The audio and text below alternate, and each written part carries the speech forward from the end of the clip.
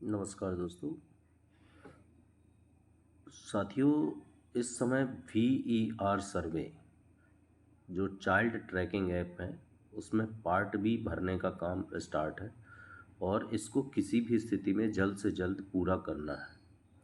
यदि यह पूर्ण हो जाएगा तो हमारी काफ़ी जो समस्याएं हैं नामांकन की और इम्पोर्ट जो बच्चों को करना है या जो बच्चे हमारे यहाँ ड्रॉप बॉक्स में दिख रहे हैं उन सब का कार्य इसी से आसानी से पूर्ण हो जाएगा और वो बच्चे हमारे ड्रॉप बॉक्स से हट जाएंगे।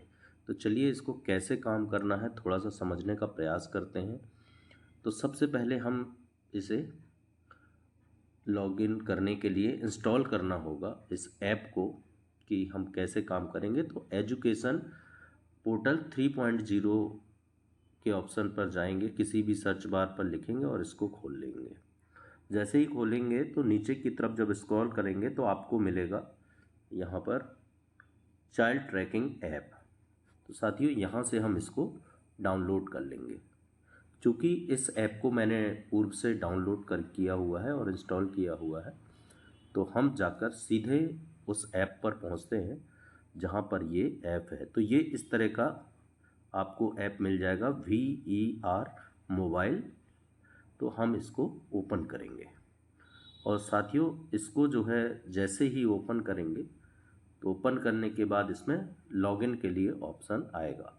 बहुत ही आसानी से इसको लॉगिन किया जा सकता है चूँकि आप सभी ने एजुकेशन 3.0 में बहुत काम किया हुआ है तो उसी की आईडी और पासवर्ड के माध्यम से लॉगिन करना है। इसमें ये ध्यान देना है कि शिक्षक अपने यूनिक आईडी और जो पासवर्ड है उसका उपयोग करे, ना कि साला का।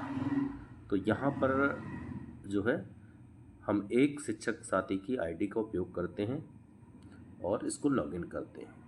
इस प्रकार से साथियों हमने लॉगिन कर लिया है और जैसे ही लॉगिन करेंगे तो आपको सबसे पहला जो पेज खुलेगा उसमें देखिए विलेज एजुकेशन रजिस्टर VER जो है पार्ट ए चाइल्ड ट्रैकिंग और पार्ट बी में न्यू लिखा हुआ आपको मिलेगा, जिसमें पार्ट बी में out of school child trekking. तो इसमें जो ड्रॉप बॉक्स की बात कर रहे थे आउट ऑफ बच्चों की, उनके लिए इस पर काम करना है। पूर्व में जब हम काम कर रहे थे तो आपको रजिस्टर लेकर या घर घर जाकर आपको संपर्क करके और इसको भरने का प्रयास करना था। उसमें कुछ कार्य हुआ, कुछ काफ़ी समस्याएं थी, पर ये पार्ट भी जब से आया है अब तो इसमें आसानी से लिस्ट देखी जा सकती है और काम करना थोड़ा आसान हुआ है। तो चलिए साथियों हम इसको ओपन करते हैं, इसको क्लिक करते हैं। इस प्रकार से ये ओपन हो गया है और देखिए जिन शिक्षक साथी का हमने लॉगिन किया है उनका नाम आ गया है और ये देखिए। तो अब हम क्षेत्र का चयन कर लेंगे। तो यहाँ पर चूंकि पहले से आपका जिला जो है और विकासखंड आ रहा है तो अब हम क्षेत्र का चयन करेंगे। तो यहाँ पर जैसे ही तो हमने ग्रामीण में साला है हमारी, तो हमने ग्रामीण इसका चयन कर लिया है। जनपद का चयन करना है या पंचायत का चयन करना है या जनपद का, तो आप देख लेंगे। तो जनपद पंचायत है तो हम जनपद पंचायत का यहाँ पर चयन कर लिए। अब ग्राम पंचायत का चयन करना है तो हम ग्राम पंचायत देख लेंगे यहाँ पर। जैसे कि ये जो साला है वो देख लेंगे मोहारी, तो इसका हमने चयन कर लिया है। फिर इसमें दो गांव लगे हुए हैं, तो एक तो मोहारी है और दूसरा नरगवा है। दो गांव आते हैं, इनका सर्वे करना है आपको। ग्राम का चयन कर लेंगे तो हमने यहाँ पर नरगवा चयन कर लिया है और अब हम यहाँ बालक बालिका का चयन करेंगे। तो इस प्रकार से हमने यहाँ चयन कर लिया है और देखिए यहाँ पर आपको जो है बहुत ज़्यादा बच्चे नहीं देखने को मिलेंगे, पर फिर भी काफ़ी बच्चे यहाँ पर आपको मिल जाएंगे जिनका आपको करना है। तो यहाँ पर आपको और आसानी होगी कि कुछ पेरेंट्स के आपको मोबाइल नंबर भी यहाँ पर मिल जाएंगे। तो हम मान लीजिए ये कोई एक बच्चा ले लेते हैं, जैसे कि पहला बच्चा है इसमें साहिल चौधरी। तो ये हमने इसको क्लिक किया है। तो जैसे इसको क्लिक किया तो परिवार की उपस्थिति के बारे में, तो अगर परिवार की उपस्थिति आप नहीं डाल देते हैं या दो ऑप्शन है इसमें हाँ और नहीं। तो अगर हाँ डालते हैं तो यहाँ पर देखिए जैसे ही आप हाँ डालते हैं तो साहिल चौधरी की जानकारी यहाँ पर आ जाती है और इसकी जो उम्र है वो 18 साल है। अब यहाँ पर ये देखिए बिल्कुल सिंपल सा है, नाम आ गया है साहिल चौधरी, गेंदलाल चौधरी, और इसकी जन्म तिथि जो है 2007 आ गई है, उम्र 18 साल दिख रही है। और अब इस प्रवेश प्रक्रिया पे बात आएगी। तो देखिए यहाँ पर क्या ऑप्शन है, तत्काल प्रवेश। अगर देखिए यहाँ पर ऐसा बच्चा होता जो प्रवेश लेने के लिए इच्छुक है और उसको प्रवेश देना है, तो यहाँ पर तत्काल प्रवेश जैसे ही आप क्लिक करेंगे तो यहाँ पर जो बच्चा आपकी शाला में जो है दर्ज हो जाएगा। और तत्काल प्रवेश जब इसमें क्लिक करेंगे तो वो कक्षा पूछेगा, देखिए करके देखते हैं। ये देखिए तो इसमें जो है ये कक्षा का चुनाव आ जाएगा। शाला का डाइस कोड डालें तो यहाँ पर हम शाला चुनेंगे और कक्षा चुनेंगे और शाला से अभी तक बाहर रहने का कारण चुनेंगे। तो वो जैसे ही इसमें डाइस कोड डालेंगे और कक्षा डालेंगे तो वो वैसे ही 3.0 में इसका मैप भी हो जाएगा।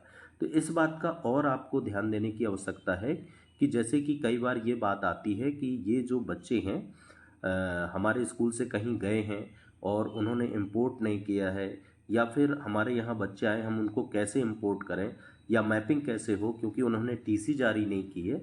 तो ये समस्या यहाँ पर आसानी से सॉल्व हो जाएगी।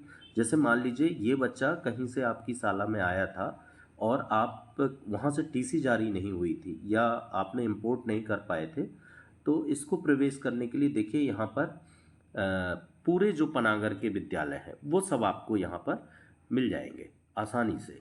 तो जब आपको ये सभी विद्यालय यहाँ पर मिल जाएंगे तो आप किसी भी विद्यालय को, आपके यहाँ से यदि कोई बच्चा गया है और आप चाहते हैं कि वो वहाँ पर उस बच्चे की मैपिंग हो जाए, तो आप उस शाला का सेलेक्ट कर लीजिए और कक्षा सेलेक्ट कर दीजिए, तो वो जाकर वहाँ भी मैपिंग हो जाएगी।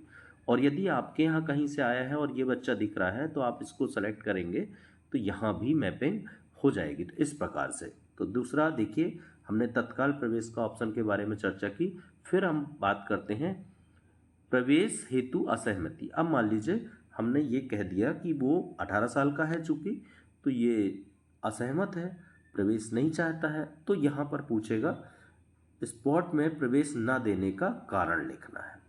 अब कारण तो बहुत सारे हैं, अन्य राज्य में नामांकित है, आईटीआई में नामांकित है, बहुत सारे ये मदरसे, और वो मृत्यु हो गई है, बहुत सारे ऑप्शन हैं।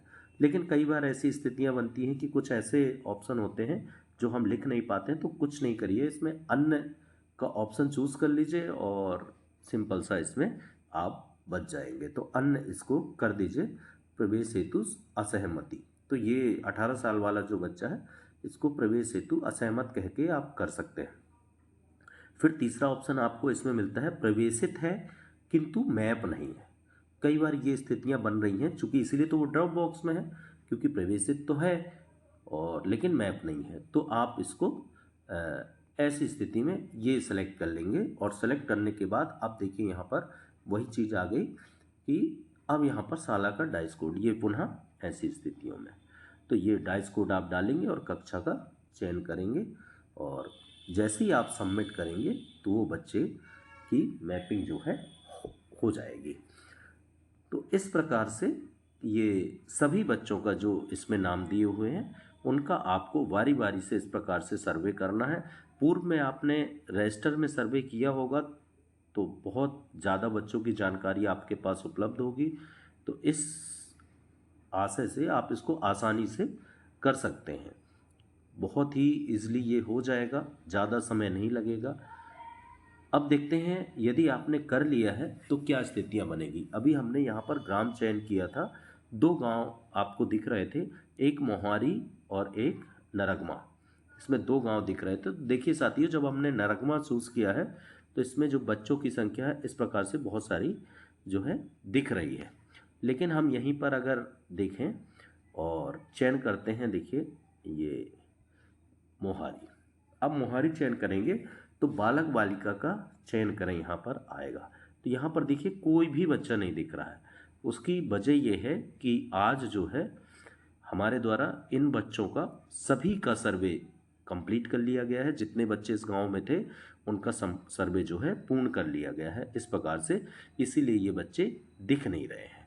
तो ये जो नीचे इस प्रकार की जानकारी भरने के लिए मैंने बताया है, इन सभी का कोई भी ऑप्शन जो है उसको चूज़ कीजिए और ये सबमिट का बटन नीचे दिख रहा है, उसको सबमिट करिए और बच्चा जो है आपके ड्रॉप बॉक्स से इस लिस्ट से जो है हट जाएगा। तो धीरे-धीरे कम होता जाएगा जैसे-जैसे आप सबमिट करते जाएँगे और अंत में ये ड्रॉप बॉक्स इस प्रकार से खाली हो जाएगा। तो ये आपको करना है साथियों। यदि कहीं कोई इससे संबंधित समस्या आती है तो निश्चित रूप से मेरे व्हाट्सएप नंबर पर संपर्क करें और इसे जल्द से जल्द पूर्ण करने का प्रयास करें। धन्यवाद।